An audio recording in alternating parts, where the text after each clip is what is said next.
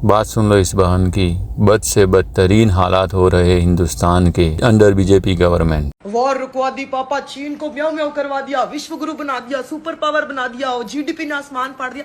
तो ये आदमी वोट क्यों नफरत पे मांग रहा है?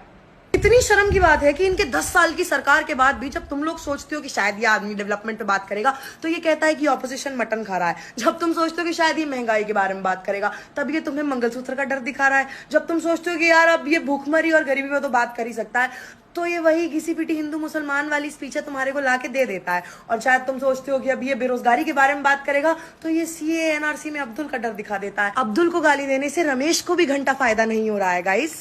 जनता के मुद्दों को इग्नोर करके जिस कॉन्फिडेंस से ये आदमी 400 पार बोल रहा है, इन्हें यकीन हो गया है कि कोई इनसे सवाल करेगा ही नहीं, इनसे सवाल पूछेगा ही नहीं, इनसे सवाल होगा ही नहीं। ये जनता को बेवकूफ समझते हैं। 80 करोड़ लोगों को राशन दिया है तो उनके पास कौन सी प्रॉपर्टी है जो छीनी जा सकती है? देश का पैसा लूट लेंगे। द ओनली पीपल जो देश का पैसा लूट रहे हैं यार तुम्हारे क्रोनी कैपिटलिस्ट दोस्त जो विदेश में पड़े हैं, जिन पे तुमने चुप्पी साधी हुई है, जिनको तुमसे पकड़ा नहीं जा रहा। दूसरे देश की वॉर रुकवा ली, अपने डिफॉल्टर नहीं पकड़े जा रहे इनसे। आदमी एक दिन उन्हें घुसपैठिया बोलेगा, दूसरे दिन बोलेगा मेरे मुस्लिम भाइयों बहनों को मैंने हज करवा दिया।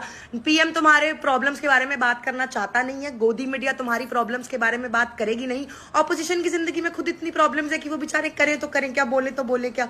वाह मोदी जी वाह। हाँ तो खुद करो अपनी प्रॉब्लम्स की बात, क्योंकि नफरत हटेगी तभी नौकरी मिलेगी। वैसे तो मैं बहुत सारे जाहिल हिंदू जो पढ़े लिखे नमूने दिखा सकता हूँ, लेकिन फिर ये वीडियो बहुत ही ज़्यादा लंबी हो जाएगी, इसलिए कुछ नमूने बता रहा हूँ कि कैसे हिंदू जो आज पढ़े लिखे डॉक्टर तो बन गए लेकिन उनका माइंड आज भी गाय का गो और मूत पीने को तरजीह देता है। ऐसे हालात बना दिए गए जानबूझकर हिंदुस्तान के। आप सुने इसे और देखें। गोमूत्र लिया जाए, ऐसे साइंस ने प्रूव किया है कि उसमें 4 चम्मच गोबर में से 1 चम्मच जूस निकाल के अगर प्रेगनेंसी में समय समय पर लेते रहे तो नॉर्मल डिलीवरी के चांसेस बहुत ज्यादा बढ़ जाते हैं। मेरी वाइफ ने भी गोमूत्र पिया और गाय के गोबर का रस का उपयोग किया प्रेगनेंसी में। दोनों बच्चे मेरे नॉर्मल डिलीवरी से हुए।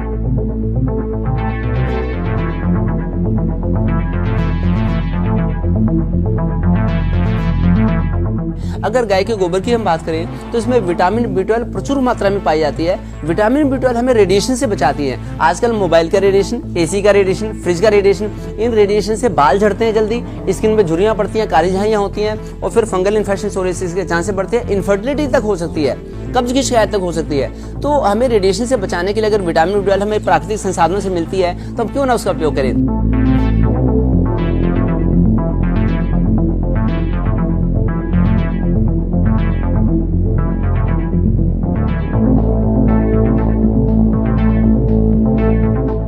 देखिए, जो गाय का मूत्र है और गाय का गोबर है, ये साइंस ने भी प्रूव किया है कि इससे मानव जाति को बड़े सारे लाभ हैं। गाय के गोबर का सेवन करने से तो उसे गाउट की दिक्कत नहीं होती, जो जोड़ों में दर्द होता है, जो यूरिक एसिड बढ़ जाता है लोगों का, तो उससे निजात मिलती है। बच्चों के पेट में कीड़े नहीं होते। फिर किसी को करंट लग जाए तो करंट लगने के बाद अगर जो सुन्न सा हो जाता है शरीर, जो एक तरह से कोमा सी में चले जाते हैं, तो उससे बाहर निकल आता है। अगर गाय के गोबर का लेप किया जाए उसे लाभ मिलता है। अगर एक डिलीवरी की हम बात करें तो प्रेगनेंसी में अगर ये गोमूत्र लिया जाए, ऐसे साइंस ने प्रूव किया है कि उसमें 4 चम्मच गोबर में से 1 चम्मच जूस निकाल के अगर प्रेगनेंसी में समय समय पर लेते रहे तो नॉर्मल डिलीवरी के चांसेस बहुत ज्यादा बढ़ जाते हैं। क्योंकि हमें तो इसका खुद अनुभव है, पर्सनल अनुभव है। मेरी वाइफ ने भी गोमूत्र पिया और गाय के गोबर का रस का उपयोग किया प्रेगनेंसी में। दोनों बच्चे मेरे नॉर्मल डिलीवरी से हुए। तनी पड़ी मेरी 5 बहनें हैं, उनके 2-2, 3-3 बच्चे हैं, उनकी नॉर्मल डिलीवरी हुई। एक गाय के गोबर से लगभग 7 एकड़ जमीन को खाद मिल सकती है, जो प्राकृतिक खाद है। और लगभग 100 एकड़ जमीन को, एक गाय के गोबर से 100 एकड़ जमीन को हम लोग कीटनाशक, प्राकृतिक कीटनाशक दे सकते हैं। देखिए, जो आर्टिफिशियल पेस्टिसाइड्स हैं उससे कितना मानव जाति का हार्म हुआ है, कैंसर कितने लोगों को हुआ है, और वो तो कैंसर पैदा करते हैं और ये चीज कैंसर से बचाती है।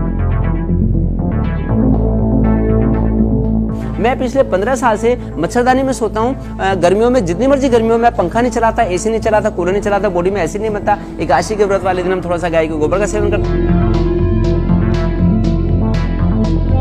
गाय के गोबर में अनेक खनिज तत्व होते हैं, calcium, magnesium, phosphorus, zinc, iodine, बड़े सारे मिनरल्स होते हैं जो दुर्लभ मिनरल्स भी होते हैं। जब गाय गोबर देती है तो उसमें 28% ऑक्सीजन होती है।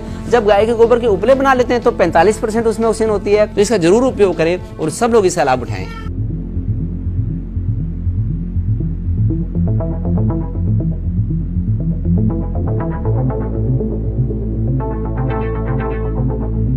तक कोई इस चीजों का साइंटिफिक प्रूफ नहीं मिलता है, और जब तक कोई चीज का साइंटिफिक प्रूफ नहीं मिलता है तब तक इसके बारे में कहना मुश्किल है। वॉट एवर चीज जो एज ए एक्सक्रीशन सिस्टम से बाहर निकलती है, वेदर इसे काउ डंग या फिर काउ का जो यूरिन है, वो एक एक्सक्रीटरी सिस्टम से जब बाहर निकलता है, इसका मतलब वो एक वेस्ट प्रोडक्ट है।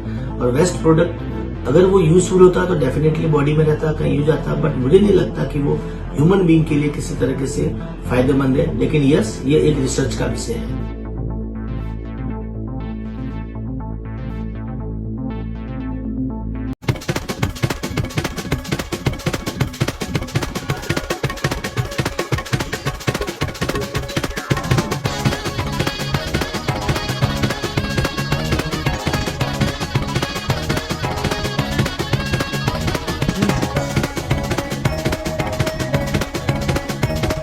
हिंदुओं को खुद को नहीं पता कि उनका धर्म क्या है।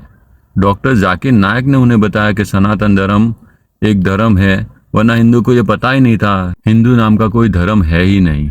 और सनातन धर्म भी पता नहीं डॉक्टर जाकिर नायक कहाँ से ढूंढ के लाया है। उसने इतना प्रोपोगंडा कर दिया कि बस सबको अब पता चला है कि सनातन धर्म, सनातन धर्म, सनातन धर्म हिंदुओं का सनातन धर्म है। उससे पहले किसी को पता ही नहीं था।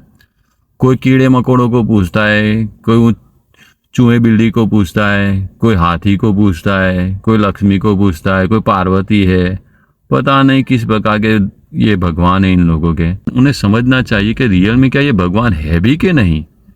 क्या जुल्म करके लोगों के ऊपर, मुसलमानों के ऊपर जुल्म करके और उनके प्रोपोगंडा करके उन्हें तकलीफ दे के क्या ये राज कर सकेंगे हिंदुस्तान में? मुझे तो नहीं लगता कि हिंदुस्तान में राज कर सकेंगे।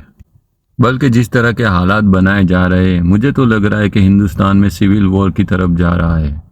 लगता है कि हिंदुस्तान में खून ही खून नजर आएगा आने वाले वक्त में। अब क्या है कि उनको पुलिस, लॉ और हर तरफ से पूरी प्रोटेक्शन मिली हुई है, गवर्नमेंट का फुली सपोर्ट मिला हुआ है, तो मुसलमानों पे जुल्म करने के लिए जरा भी हिचकिचाते नहीं है। पहले के हिंदू थे जो डरते थे, उन्हें एहसास था कि हम पाप करेंगे तो नेक्स्ट जन्म में हम लंगड़े लूले होंगे, कीड़े मकोड़े होंगे, या पता नहीं किस जन्म में हमें भगवान हमें पैदा करेगा। लेकिन आज के हिंदू जो है वो बिल्कुल ही जाहिल और बिल्कुल ही घटिया किस्म के लोग हैं। आज के हिंदू आप देख लो तो मूत भी पी लेते हैं, घू भी खा लेते हैं। पहले तो हल्का सा वो लोग छिड़काव करते थे, वो भी सारे हिंदू नहीं, बहुत कम लोग। पहले के पढ़े लिखे लोग समझदार थे, लेकिन आज के पढ़े लिखे लोग बिल्कुल अंधे और जाहिल और घू खाने वाले और मूत पीने वाले, जिसको हम घूखंडी और मूतड़ी कहते। लुल्ला फुल्ला पूजने वालों की तादाद इतनी बढ़ गई है कि इंडिया में जहाँ पे भी जाओ वहाँ लुल्ला फुल्ला, लुल्ला फुल्ला, लुल्ला फुल्ला, बस पूजी पूज करो, पूजी पूज करो, घू खा लो, मूत पी लो, और वो भी जानवर का गू, वो भी गाय का गू। इनके नसीब में गाय का गू और गाय का मूत लिखा हुआ है। इतने घटिया लोग ये लोग हो चुके हैं। पहले के हिंदू प्यार मोहब्बत करते थे, डरते थे कि अपने भगवान हमें नेक्स्ट जन्म में अच्छा अवतार दे। लेकिन आज का हिंदू बिल्कुल ही जाहिल और ढीठ हो चुका है। उन्हें पता ही नहीं है कि हम सही कर रहे हैं कि गलत कर रहे हैं। बस उन्हें यही है कि बस किसी भी तरह से मुसलमान को मार पड़ रही है, उनको नुकसान हो रहा है तो हम मोदी को ही लाएंगे, हम बीजेपी को ही लाएंगे, हम आरएसएस को सपोर्ट करेंगे। तो अभी ये हालात हो चुके हैं मुसलमानों के और हिंदुओं के। तो इंडिया में पता नहीं, मुझे लगता है कि सिविल वॉर की शुरुआत बहुत जल्द होने वाली है। और जिस तरह से नेमतुल्लाह शाह वली ने बताया हुआ है कि इनका कत्लेआम होगा और एक मंदिर और एक हिंदू भी नहीं बचेगा इस बार। और मुझे तो यही लग रहा है। आप मुझे बताएं कमेंट में कि क्या होने वाला है। देखे तो सही कि नेमतुल्लाह शाह वली का सपोर्ट करने वाले कितने हैं, सच को एक्सेप्ट करने वाले कितने हैं।